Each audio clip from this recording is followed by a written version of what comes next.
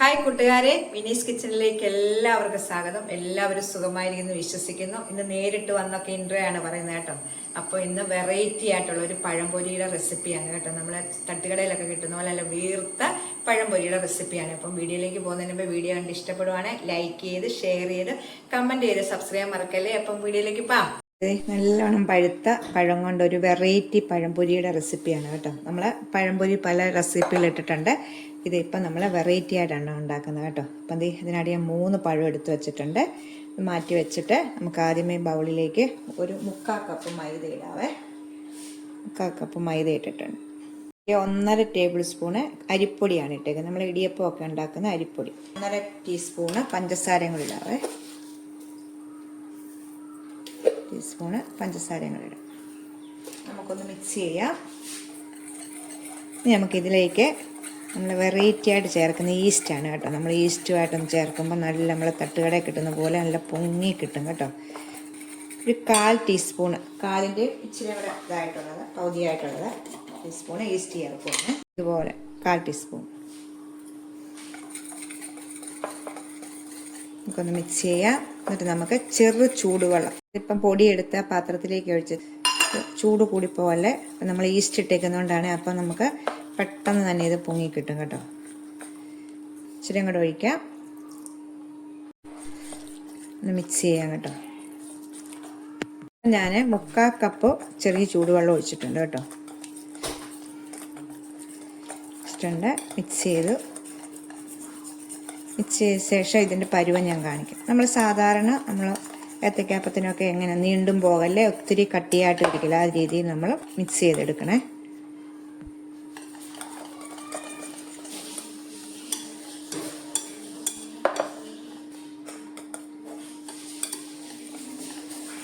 ഈ പരുമതി കണ്ടോ, 1/2 മണിക്കൂർ നേരം ഒന്ന് മൂടി വെക്കണേ.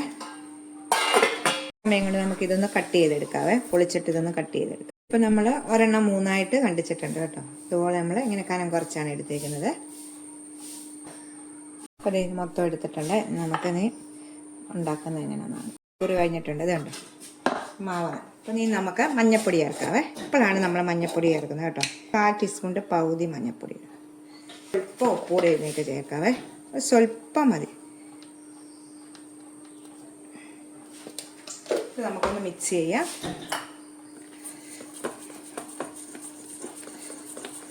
നമ്മൾ ഈ സമയം ഞാൻ എണ്ണ ചൂടാകാൻ വെച്ചിട്ടുണ്ട്.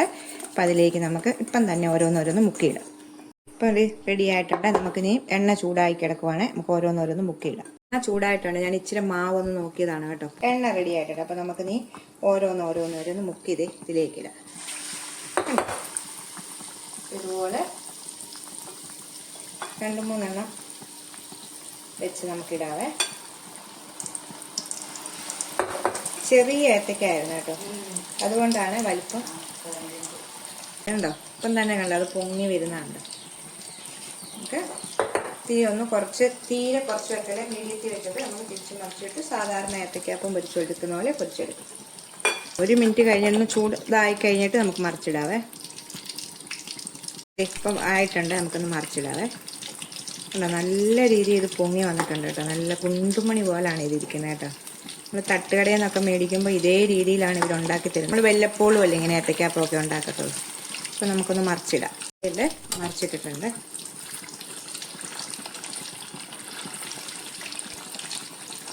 റെഡി ആയിട്ടുണ്ട്. നമുക്ക് എടുക്കാവേ. ഓരോന്നോരോന്ന് വെച്ചെടുക്കാം. കണ്ടോ, നല്ല സൂപ്പർ ആയിട്ട് നല്ല രീതിയിൽ പൊങ്ങി കിട്ടിയിട്ടുണ്ട്. നമുക്കിത് പാത്രത്തിലേക്ക് ഇടാവേ. അടുത്തതും എടുക്കാം. അടുത്തതും ഇതുപോലെ തന്നെ ഒന്ന് ഫ്രൈ ചെയ്തെടുത്തിട്ട് ലാസ്റ്റ് ഞാൻ മൊത്തത്തിൽ നിങ്ങളെ കാണിക്കാം കേട്ടോ. ഇതുപോലെ ഇടുമ്പം തന്നെ നല്ല രീതിയിൽ അത് പൊങ്ങും കേട്ടോ. ചില സോഡാപ്പൊടി കൊണ്ടുണ്ടാകും കേട്ടോ. സോഡാപ്പൊടിയെക്കാട്ടി നല്ലത് ഈസ്റ്റ് ഇട്ടുണ്ടാക്കും. അത് കണ്ടോ പൊങ്ങി വരുന്നതാണ് ആദ്യം. ഞാൻ മൊത്തം ഫ്രൈ ചെയ്തിട്ട് നിങ്ങളെ കാണിക്കാം. അപ്പോൾ എല്ലാം റെഡി ആയിട്ടുണ്ട് കേട്ടോ. നമുക്ക് പ്ലേറ്റിൽ ഒരെണ്ണം പോലും എണ്ണയൊന്നും കുടിച്ചിട്ടില്ല കേട്ടോ. ഉണ്ടോ, എല്ലാം മുരാന്ന് കാണുമ്പോഴേ അറിയാലോ. ഉണ്ടോ, നല്ല വീർത്ത നല്ല ടേസ്റ്റിലാണ് കിട്ടിയേക്കുന്നത് കേട്ടോ. അപ്പോൾ നമ്മൾ വേറെ പല രീതിയിലുള്ള ഞാൻ ഇട്ടിട്ടുണ്ട് കേട്ടോ ഏത്തയ്ക്ക അപ്പം. അപ്പോൾ എല്ലാവരും ഒന്ന് ട്രൈ ചെയ്ത് നോക്കുക. അടുത്തൊരു വീഡിയോ കാണാൻ. ടാറ്റാ.